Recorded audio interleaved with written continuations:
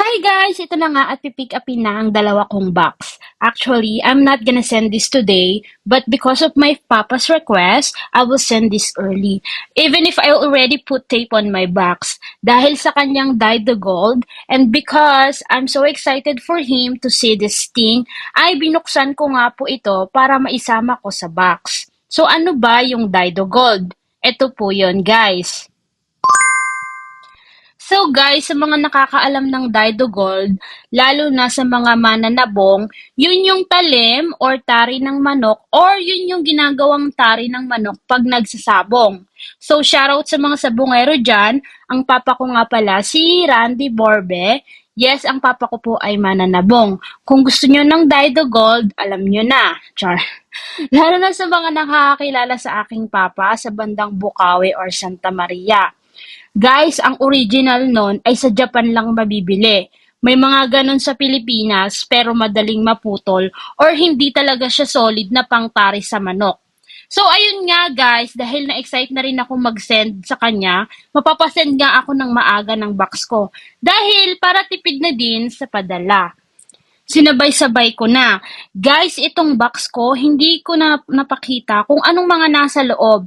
Pero don't worry guys, I took a video for my next box and you're gonna see my pasalubong for my family. So for now, this is my only video. Samahan nyo na lang akong mag-tape. Char. So ito na nga sa mga nasa Japan dyan, kung alam nyo po yung Jump Express Cargo, dun po ako lagi umu-order ng box. And guys, almost 10 to 15 jumbo box that I send in the Philippines from Jump. Guys, wala namang nagiging problema. Super safe nila mag-process ng cargo box at walang limit yung kanilang weight or kilo. Basta walang nakaumbok sa box nyo, kukunin nila yan. And also, the good thing sa Jam is you can order box for only 3,000 yen and you can pay the balance whenever you wanna pick up your box. Like for example, I always order jumbo box and I pay 3,000 yen first. And the day before picking up your box, you need to pay the balance.